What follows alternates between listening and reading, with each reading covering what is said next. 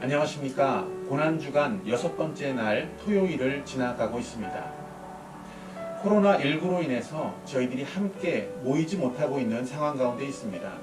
그래서 이렇게 영상으로라도 저희들이 함께 하나님의 은혜를 나누고자 5분 은혜 나눔이라는 시간을 준비했습니다.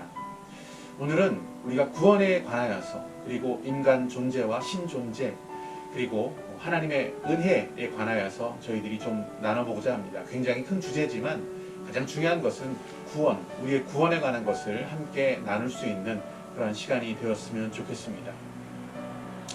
여러분, 만물이 우연히 생겨났다라고 여러분 생각하십니까? 세포덩어리에서 이렇게 변이가 일어나고 그것이 진화되어서 이 모든 만물을 이루었다라고 여러분 혹시 그렇게 생각하십니까? 그것은 이미 알려진 대로 불가능한 것을 믿는 믿음이 있어야 그 진화론을 믿을 수 있다라고 합니다. 신존재를 부정하는 것도 마찬가지입니다.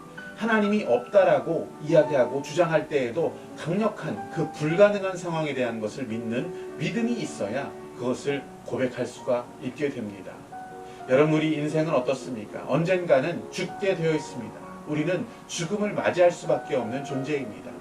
이만희도 죽습니다. 누구나 죽습니다. 그렇다면 우리가 죽는 이유는 여러분 무엇이라고 생각하십니까? 그것은 성경 말씀에 우리의 죄 때문에 우리는 죽는다라고 기록되어 있습니다. 그렇다면 우리 인간은 어떻게 이 죽음의 문제를 극복할 수가 있을까요? 그것은 바로 죄의 문제를 해결하면 우리는 구원을 받을 수 있고 이 죽음의 문제를 해결받을 수 있다라고 성경은 이야기하고 있습니다. 여러분, 우리는 다 죄인입니다. 우리가 하나님의 그 거룩하심 앞에, 그 빛 앞에 섰을 때 우리는 죄인임을 고백할 수밖에 없습니다. 요즘 우리 공동체가 묵상하고 있는 예레미야 말씀, 이렇게 성경 말씀을 통독하고 있는데요. 예레미야 말씀에 보니까 이런 말씀이 있더라고요. 13장 23절입니다. 구스인이 그의 피부를, 이 구스인은 아프리카 사람들입니다. 표범이 그의 반점을 변하게 할 수 있느냐?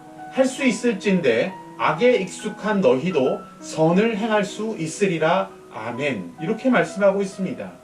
그 사람의 피부를 바꿀 수 없는 것처럼, 그리고 표범의 그 반점이 없어지게 할 수 없는 것처럼 우리도 선을 아무리 행하려고 해도 악에도 익숙한 존재가 아니냐라고 주님께서 말씀하고 있습니다. 존재적인 죄인인 우리는 죽음의 문제를 극복할 수 없는 상황에 있다는 것입니다. 그래서 하나님께서는 이 죄 문제를 다루기 시작하십니다. 죄 문제를 다루시면서 시청각 교육을 쭉 행하셨다는 것을 성경 말씀을 통해 알 수 있게 되는데요.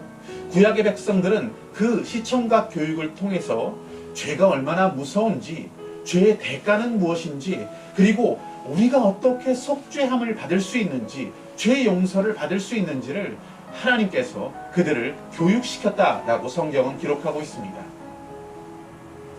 죄인 인간이 있습니다. 그 인간이 죄를 지었을 때 죄를 속죄함을 받기 위해, 죄 용서함을 받기 위해 하나님은 제단으로 양 또는 짐승을 가지고 가게 하셨습니다. 제단에 가면 거기에 누가 기다리고 있습니까? 바로 제사장이 기다리고 있습니다. 그 제사장이 거기에서 어떻게 합니까? 그 양을 잡아줍니까? 그렇지 않습니다. 죄 지은 그 사람이 그 제물에 멱을 따야 되는, 목에 칼을 집어넣어야 되는 그런 상황이 벌어집니다. 그러면 죄 지은 사람이 자신이 끌고 갔던 그 희생의 제물에 목을 따게 됩니다. 그러면 어떻게 됩니까? 피가 튀기고 막 난리가 납니다. 죽어가는 그 동물의 모습을 보게 됩니다. 그러면서 무엇을 알게 됩니까? 아, 죄를 지으면 그 죄의 대가는 바로 죽음이구나 라는 것을 알게 하시는 교육을 우리 하나님께서 그 제사를 통하여서 이스라엘 백성들에게 시키셨던 것입니다.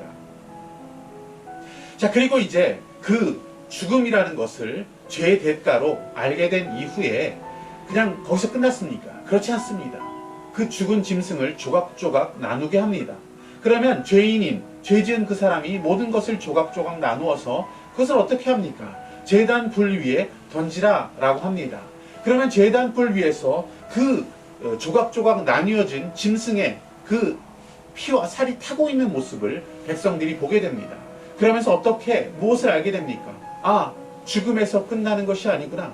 우리에게는 이러한 형벌이 있구나 라는 것을 시청각 교육을 통하여서 하나님은 알게 하셨습니다. 그리고 1500년, 대략 1500년의 시간 동안에 그들은 계속해서 그러한 제사를 드릴 수밖에 없었습니다. 그런데 이 제사는 완전하지가 않았습니다. 불완전했습니다. 그 이유가 무엇입니까? 바로 이 짐승이라고 하는 것은 사람보다 더 귀한 것은 아니었기 때문입니다. 더 귀한 것은 사람이었습니다. 그러니 짐승 한 마리가 죽는다고 해서 사람을 대신할 수는 없는 상황이었습니다. 그래서 하나님께서는 십자가, 예수 그리스도, 단번에 우리 모든 죄를 속하실 수 있는, 용서하실 수 있는 예수 그리스도를 이 땅에 보내시고 고난받게 하시고 우리의 저주를 대신 담당하게 하셨습니다. 예수 그리스도, 그분이 지신 십자가는 바로 이 죄 용서하심을 위한 하나님의 계획이었습니다. 그분은 희생의 제물로 이 땅 가운데 오셨고요. 화목의 제물이 스스로 되셨습니다. 회개라는 것은 그냥 내가 잘못했으니까 내가 죄를 지었다라고 하나님 앞에서 떼굴떼굴 구르는 그러한 행위가 아닙니다. 회개라고 하는 것은 내가 가고 있었던 그 길의 방향을 돌이키는 것입니다. 여러분, 죄인인 우리 인간이 어디를 향하여 가고 있었습니까? 세상의 것을 향하여 가고 있었습니다. 영원하지 않은 것을 향해 가고 있었습니다. 우리의 마음에 이기심을 따라 가고 있었습니다.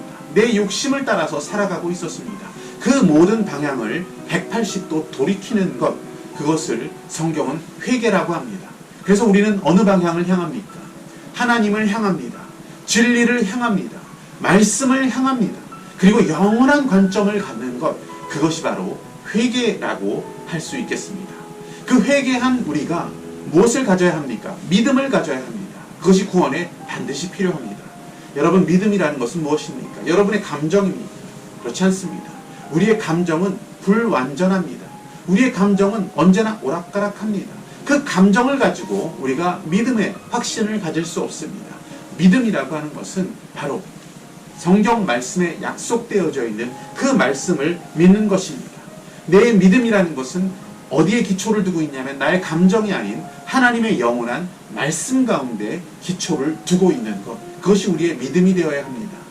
성경 말씀 요한 1서 5장 13절을 보시면 내가 너희에게 이것을 쓰는 것은, 성경 말씀을 너희에게 주는 것은 믿는 너희에게 영생이 있음을 알게 하려 함이라. 아멘. 이것이 하나님의 말씀입니다. 우리 하나님의 말씀의 기록 목적을 이 말씀은 우리에게 들려주고 있습니다.